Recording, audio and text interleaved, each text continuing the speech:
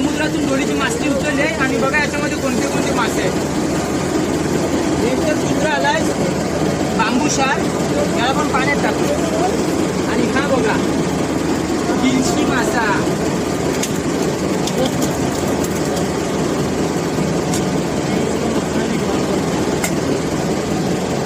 खूप ऍक्टिव्ह आहे आणि लगेच चावण्याचा प्रयत्न करतो. याला किलीस म्हणतात.